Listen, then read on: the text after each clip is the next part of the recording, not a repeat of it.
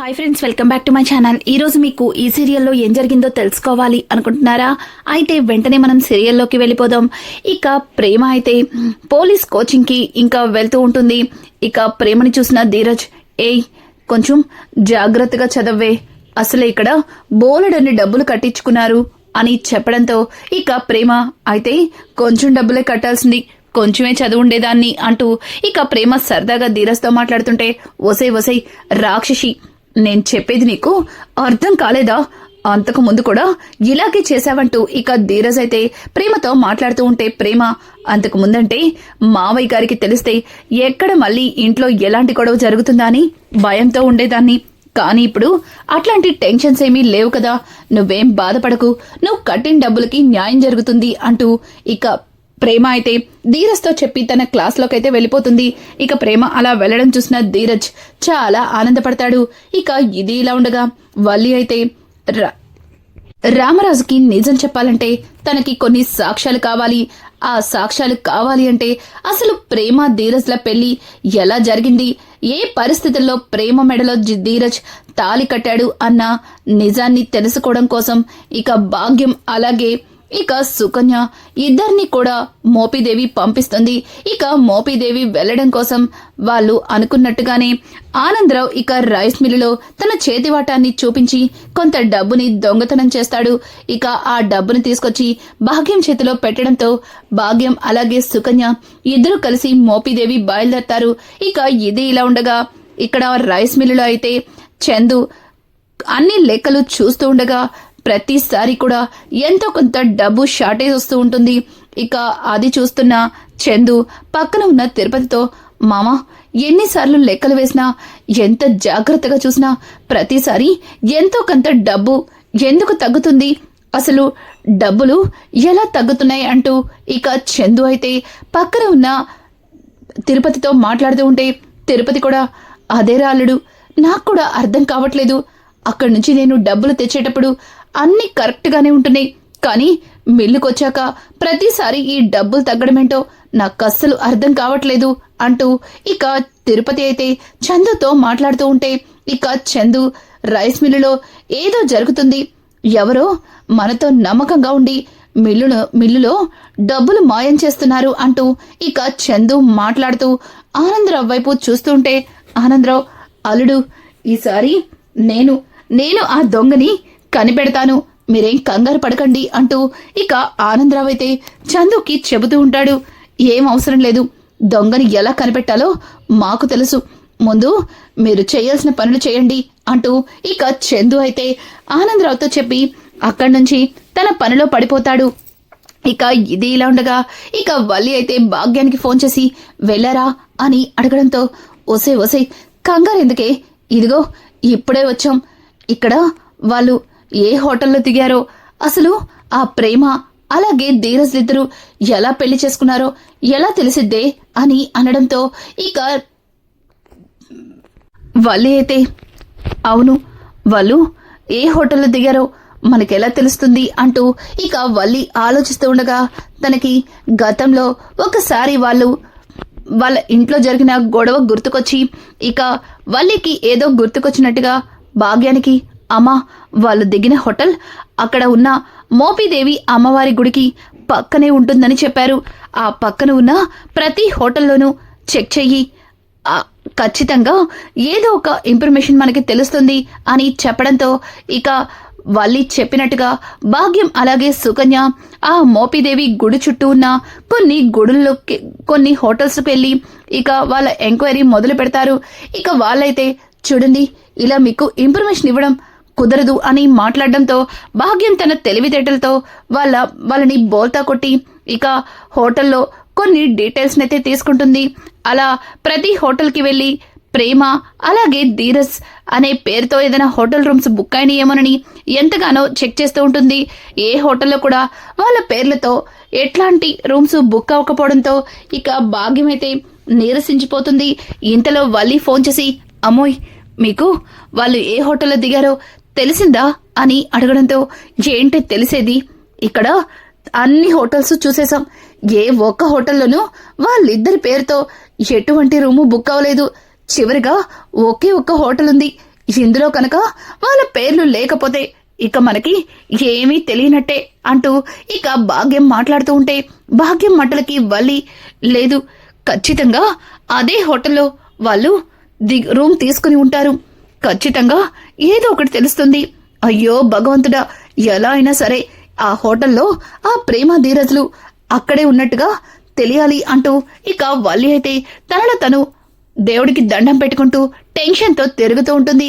ఇక ఇంతలో వేదవతి వల్లి దగ్గరకొచ్చి ఏయ్ అని పిలవడంతో ఒక్కసారిగా వల్లి ఉలిక్కిపడి ఇక వేదవతి వైపు చూస్తుంది.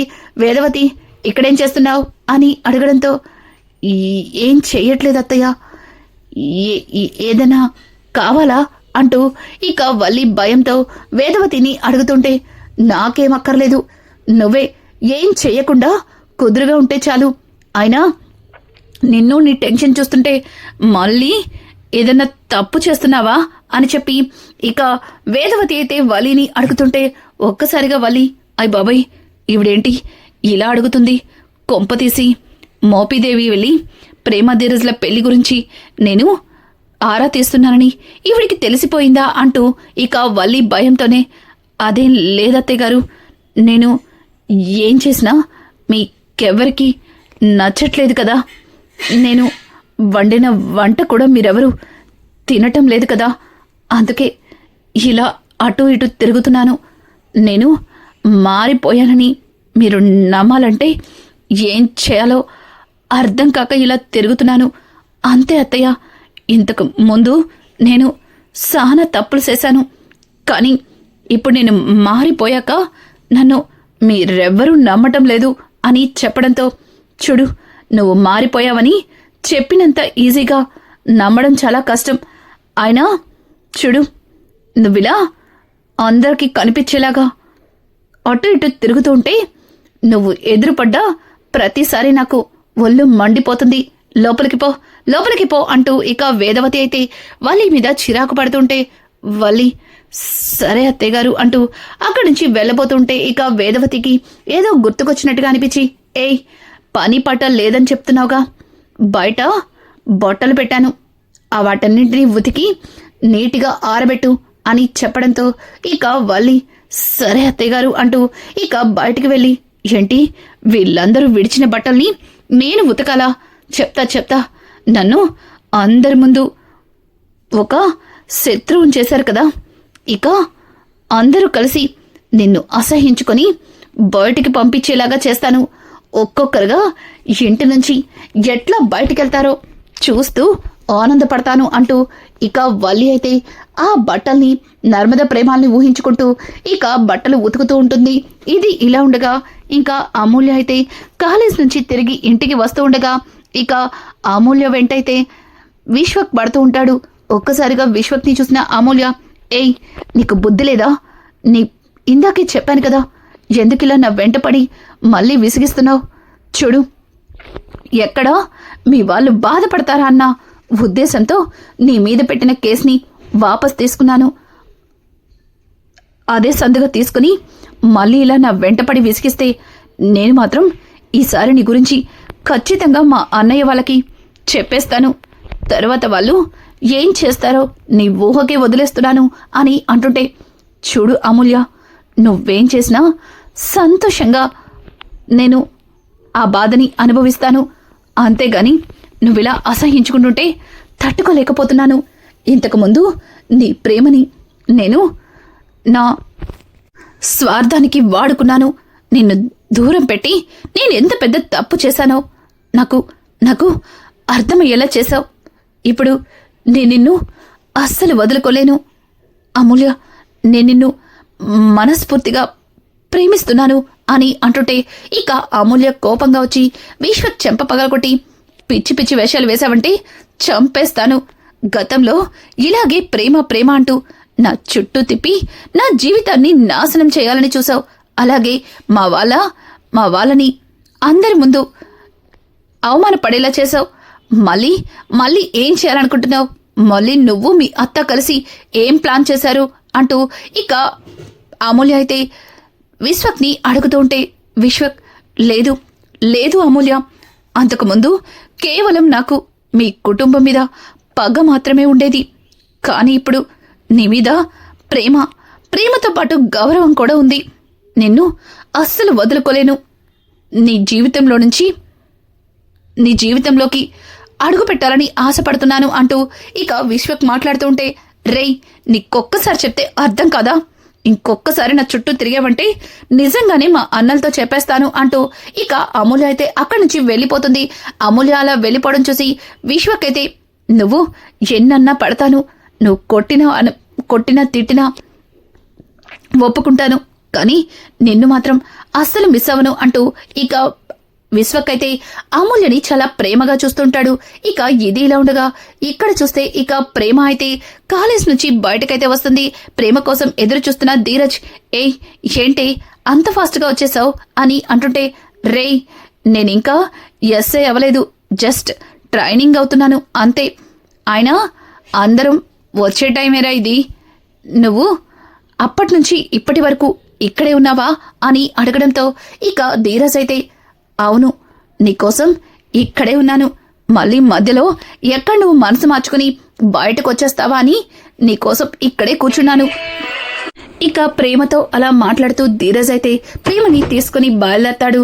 ఇక ప్రేమ అయితే, రేయ్, అంతకు ముందంటే మావయ్య గారి కోసం భయపడేదాన్ని, ఇప్పుడు మావయ్య గారే ఒప్పుకున్నప్పుడు అలా క్లాస్ నుంచి బయటికి ఎందుకు వస్తానరా అంటూ ఇక ప్రేమ అయితే ధీరజ్తో మాట్లాడుతూ అలా ఇద్దరు మాట్లాడుకుంటూ ఇంటికైతే వస్తారు.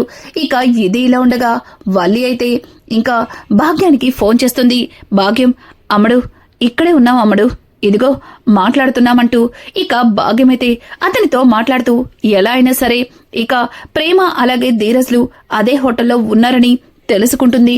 అమ్మడు దొరికిపోయారు, ఇదిగో ఈ హోటల్లోనే ప్రేమ అలాగే కళ్యాణ్ అనే పేరుతో రూమ్ బుక్ అయింది అని చెప్పడంతో ఇక గతంలో కళ్యాణ్ గురించి జరిగిన గొడవని గుర్తు చేసుకుని, అవును, ఆ కళ్యాణ్ గడే ప్రేమని తీసుకెళ్లాడు, ఇప్పుడు నాకు ఫుల్లుగా క్లారిటీ వచ్చింది.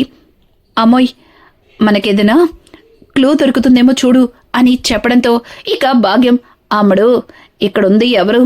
భాగ్యం, ఆ కళ్యాణ్ గాడు అలాగే ప్రేమ కలిసి గదిలో ఉన్న కొన్ని వీడియో క్లిప్పింగ్స్ ని నేను నా ఫోన్లో రికార్డింగ్ చేసి తీసుకొచ్చేస్తాను కదా, వాటితో ఆ ప్రేమని అలాగే ధీరజ్ని ఎట్టా ఎడగొడతామో చూస్తావు కదా, చూడు అంటూ ఇక భాగ్యం కాల్ కట్ చేసి ఆ హోటల్ మేనేజ్మెంట్తో మాట్లాడుతూ ఇక వాళ్ళని తన మాయమాటలతో ఇంకా మోసం చేసి హోటల్లో కళ్యాణ్ ఇక ప్రేమని లగేజీ బ్యాగ్తో తీసుకుని వస్తున్న ఒక వీడియోని తన ఫోన్లో రికార్డ్ చేసుకుంటుంది. అలాగే వాళ్ళ పేర్లతో హోటల్లో దిగిన ఒక ఆ నేమ్స్ని కూడా తన మొబైల్లో ఫోటో తీసుకుని ఇక భాగ్యం, దొరికావు ప్రేమ, దొరికావు, నా అమ్మడు అల్లుడు గారిని విడగొట్టేసి ఎంచక్కా మీరు హ్యాపీగా ఉండాలనుకున్నారు కదా, ఇక తర్వాత నెక్స్ట్ టార్గెట్ ఆ నర్మదే అని చెప్పి ఇక తన మనసులో అనుకుని అక్కడి నుంచి నేరుగా ఇక వల్లి ఇంటికే వస్తుంది. వల్లి, అమ్మోయ్, నువ్వు ఇక్కడికి రావద్దు, నేనే మీ దగ్గరకు వస్తాను అంటూ ఇక వల్లి అయితే భాగ్యం దగ్గరికి అయితే వెళ్తుంది.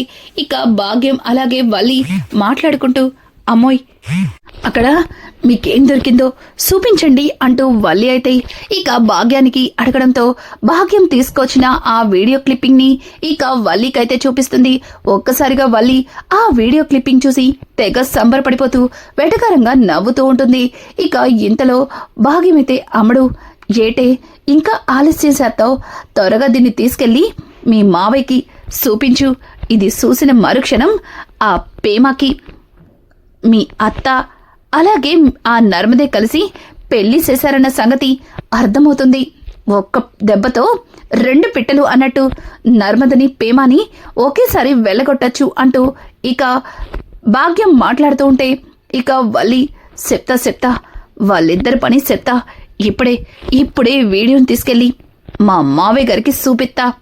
నన్ను అందరూ కలిసి ఎర్రిదని చేశారు కదా, అలాగే నన్ను ఇంటి నుంచి వెళ్ళగొట్టడానికి అందరూ కలిసి ప్లాన్ చేశారు కదా, నా బాని నన్ను విడదీశారు కదా, మిమ్మల్ని ఎట్టా వెళ్ళగొడతానో చూడండి అంటూ ఇక వల్లి తన మనసులో అనుకుంటూ ఫోన్ని అటు ఇటు తిప్పుతూ ఉంటే ఒక్కసారిగా తన చేతిలో ఉన్న ఫోన్ని ఎవరో లాక్కున్నట్టుగా అనిపిస్తుంది. అది చూసిన వల్లి షాక్ అయిపోతూ రేయ్ ఎవర్రా అంటూ తల పక్కకి తిప్పేసరికి అక్కడ ఇక విశ్వక్ అయితే ఉంటాడు. విశ్వక్ని చూసిన వల్లి షాక్ అవుతూ ఏయ్ నువ్వేంటి ఇక్కడ, ఆయన నా ఫోన్ ఎందుకు తీసుకున్నావు అంటూ వల్లి అయితే ఇక విశ్వక్ని అడుగుతూ ఉంటే చూడు నువ్వు ఏం చేయాలనుకుంటున్నావో అంతా విన్నాను. చూడు నువ్వు నా చెల్లెల జీవితాన్ని నాశనం చేయాలని చూస్తున్నావు, అలాగే ఆ కుటుంబంలో సంతోషాన్ని దూరం చేయాలనుకుంటున్నావు. నిన్ను అంత ఈజీగా ఎలా వదిలేస్తాను అని అంటుంటే ఒక్కసారిగా వల్లి ఆశ్చర్యపోతూ ఏయ్ మెంటలోడా ఏం మాట్లాడుతున్నావు, ఆ కుటుంబంలో వాళ్ళు సంతోషంగా లేకపోతేనే కదా నీకు మీ అత్తకి మీ నాన్నకి ఇష్టం, మరి నేను అదే చేస్తున్నాను. అయినా ఎప్పుడు మీ చెల్లి మీ ఇంటికి వచ్చేయాలని చెప్పి తెగ పడిపోయేవాడివి కదా, ఇప్పుడు మీ చెల్లి మీ ఇంటికి వచ్చేసే ఛాన్స్ వచ్చింది. ఇప్పుడు ఈ వీడియోని తీసుకెళ్ళి మా మావయ్య గారి ముందు పెడితే ఖచ్చితంగా మా మావయ్య గారు మీ చెల్లిని మళ్ళీ మీ ఇంటికి పంపించేస్తారు, ఎంచక్కా ఆ ప్రేమ మీ ఇంట్లోనే ఉంటుంది అంటూ ఇక వల్లి మాట్లాడుతూ ఉంటే చూడు ఇంతకు ముందు నేను రామరాజు కుటుంబం మీద పగ తీర్చుకోవడానికి ఏదైనా చేసుండేవాణ్ణి, అలాగే నా చెల్లెల్ని బావని ధీరజ్ని విడగొట్టడానికి ఎట్లాంటి ప్రయత్నమైనా చేసి ఉండేవాణ్ణి. కానీ ఇప్పుడు నా చెల్లెల్ని నా బావని విడగొట్టాలని చూస్తే అస్సలు ఊరుకోను, ఆ కుటుంబంలో ఎట్లాంటి కలతలు రాకూడదు అంటూ ఇక విశ్వక్ మాట్లాడుతూ ఉంటే ఒక్కసారిగా వల్లి భాగ్యం పిచ్చివాళ్ళలాగా చూస్తుంటారు. ఇక భాగ్యమైతే చూడబ్బాయ్ నువ్వు ఏం మాట్లాడుతున్నావో నీకేమన్నా అర్థమైందా, ఆ కుటుంబం మీద మీరెప్పుడు పగ తీర్చుకునేలాగా ఉండాలి, అంతేగాని ఇట మంచోళ్ళ మాట్లాడతావేంటి అని అంటుంటే చూడండి ఇంతకు ముందు విశ్వక్ వేరు, కానీ ఇప్పుడు విశ్వక్ వేరు. చూడండి ఇక నుంచి ఆ కుటుంబానికి నర్మద ప్రేమతో పాటు నేను కూడా అండగా ఉంటాను. ఆ కుటుంబానికి ఎటువంటి ఇబ్బంది కలిగినా ఊరుకోను. అయినా నా చెల్లెల జీవితాన్ని నా చెల్లెలు కాపురాన్ని నాశనం చేస్తానంటే చూస్తూ ఊరుకుంటా అనుకుంటున్నారా? ఈ వీడియోని మా అస్సలు బయట పెట్టనివ్వను అంటూ ఇక ఆ ఫోన్ని లాక్కొని అందులో ఉన్న వీడియోని డిలీట్ చేయబోతుంటే ఇక అక్కడే ఉన్న భాగ్యం వల్లి ఒక్కసారిగా ఇక విశ్వక్ చేతిలో ఉన్న ఫోన్ తీసుకోవడానికి ప్రయత్నిస్తూ ఇక తప్పని పరిస్థితుల్లో విశ్వక్ని అక్కడే ఉన్న ఒక పెద్ద కర్రతో కొట్టబోతారు. ఇక అటు నుంచి వెళ్తున్న నర్మద అయితే అదంతా చూసి చాలా కంగారుగా పరిగెత్తుకుంటూ అక్క ఏం చేస్తున్నారు, ఆయన విశ్వక్ని ఎందుకు కొడుతున్నారు అని అంటుంటే ఇక వల్లి అయితే ఏం లేదు సెల్లాయ్, వీడు ప్రేమని ఆ కుటుంబం నుంచి వేరు చేయడానికి మళ్ళీ తనతో చేతులు కలపమని అడుగుతున్నాడు, అందుకే వీడికి బుద్ధి చెప్తున్నాను. ఇంతకు ముందంటే మీ మీద కోపంతో ఏదైనా చేసేదాన్ని, కానీ ఇప్పుడు నేను మారిపోయాను కదా అంటూ ఇక వల్లి అయితే నంగనాచి మాటలు మాట్లాడుతూ ఇక నర్మదని తన వైపుకు తిప్పుకునేలా మాట్లాడుతుంది. కానీ అక్కడే ఉన్న విశ్వక్ లేదు సిస్టర్, ఈ తిను అబద్ధం చెప్తుంది, తిను కావాలని మాటలు మార్చి చెప్తుంది, తిను ప్రేమ జీవితాన్ని నాశనం చేయాలని చూస్తుంది, అలాగే ప్రేమకి ధీరజ్కి ఎలా పెళ్ళయిందో మీ మావయ్య గారి ముందు పెట్టి నిన్ను ప్రేమని ఆ ఇంటి నుంచి వెళ్ళగొట్టాలని చూస్తుంది అంటూ ఇక విశ్వక్ మాట్లాడుతూ ఉంటే చూసావా వీడు ఎట్టా మాటలు మారుస్తున్నాడో, వీడు నిన్నటి దాకా అమూల్య జీవితాన్ని నాశనం చేయాలని చూశాడు, ఇప్పుడేమో మారిపోయినట్టు నటిస్తున్నాడు, ఇట్లాంటి వాణ్ణి అస్సలు నమ్మకూడదు అంటూ ఇక భాగ్యం అలాగే వల్లి ఇద్దరు కూడా విశ్వక్ని కొట్టబోతుంటే నర్మదకి అనుమానం వచ్చి ఆగండి అంటూ ఇక వాళ్ళిద్దరిని ఆపి విశ్వక్ని అసలు వీళ్ళిద్దరూ ఇలాంటి పని చేస్తున్నారని నీకెలా తెలుసు, మరి నీ మాటలు ఎలా నమ్మేది అని చెప్పడంతో ఇక వల్లి ఫోన్ని విశ్వక్ అయితే ఇక నర్మదకి చూపిస్తాడు. ఒక్కసారిగా ఆ వీడియోని చూసిన నర్మద షాక్ అయిపోతుంది. ఛీ ఇంత పాపానికి ఒడిగడతారా అంటూ ఇక వల్లి చంప పగల కొడుతుంది నర్మద అయితే. అలాగే భాగ్యం వైపు కోపంగా చూస్తూ చూడండి ఇంత జరిగిన తర్వాత మీలో ఎంతో కొంత మార్పు వచ్చిందేమో అనుకున్నాను, కానీ మీలో ఎన్నటికీ మార్పు రాదు, కుక్కతోక వంకరే అన్నట్టు ఎప్పుడు మీ బుద్ధులు వంకరగానే ఉంటాయి. ఎదుటి వాళ్ళ జీవితాన్ని ఎలా నాశనం చేయాలి, ఎదుటి వాళ్ళ జీవితాలతో ఎలా ఆడుకోవాలని ఎప్పుడు అనుకుంటూ ఉంటారా అంటూ ఇక నర్మద అయితే వల్లిని అలాగే భాగ్యాన్ని చెడామడా తిడుతుంది. రానున్న ఎపిసోడ్స్ లో ఇక వల్లి చేస్తున్న పనికి నర్మద వల్లికి ఎలా బుద్ధి చెప్పబోతుంది, అలాగే మారిపోయిన విషయంలో విశ్వకి ఏ రకంగా సహాయం చేయబోతుంది.